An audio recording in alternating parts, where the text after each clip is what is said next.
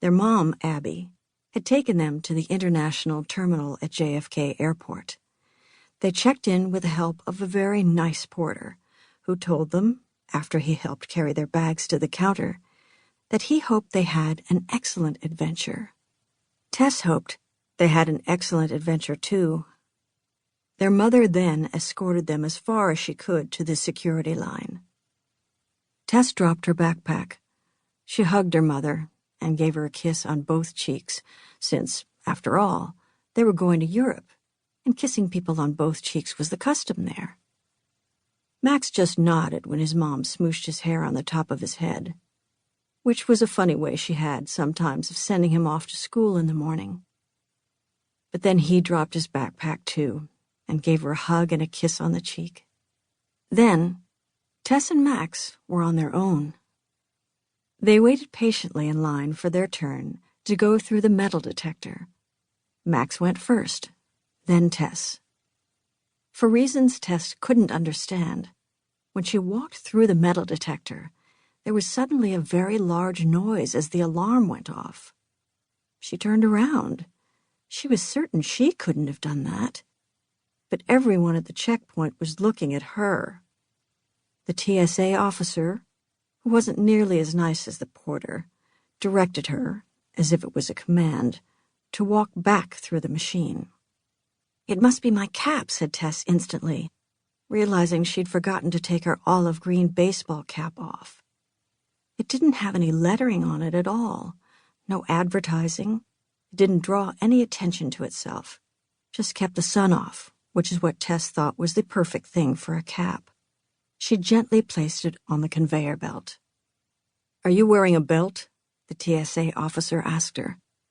"Nope." She shook her head, then wondered if nope was the right thing to say to a TSA officer. "Is your cell phone in your pocket?" "No," she answered. "Do you have any keys?" he asked her. "Oh," she said. She was frightened he was going to take it away from her. She pulled an old-fashioned skeleton key out of her front jeans pocket. "Of course, it's the key to my aunt's house in London," she said. This was the first lie Tess had told in a long time, but she knew she couldn't tell him what it was, really. She was frightened he might ask to see it. It was the key to the gate at the castle next door to her aunt's house in Hampshire. The key to her friend William's garden. But that seemed way too hard to explain. When Tess was packing, she had heard William's voice so clearly as if he was standing next to her, saying the last thing he'd said to her last summer. "Keep the key," he said. "You never know when you might need it." Tess thought it was opportune of her to take the skeleton key with her to England. That was a word their dad used, opportune. It implied it might be useful later. And Tess thought that might actually be the case, because in her experience, you never knew what could happen in England. "We need it," she said to the TSA officer, her voice pitching up a little bit when she said it. Her brother Max chimed in from the other side of the checkpoint. "We do. Aunt Evie said we should bring it." Max was lying, too. The TSA officer hesitated for a moment. It felt like a long moment to Tess. "All right, then," he said finally, without asking to see it. She'd been so frightened he would ask to see it. She never was quite sure what the key was going to do if she handed it to someone else. She remembered what had happened when Max had found it by mistake last summer, and it had turned bright red and burned his hand. "Is this your backpack?" he asked.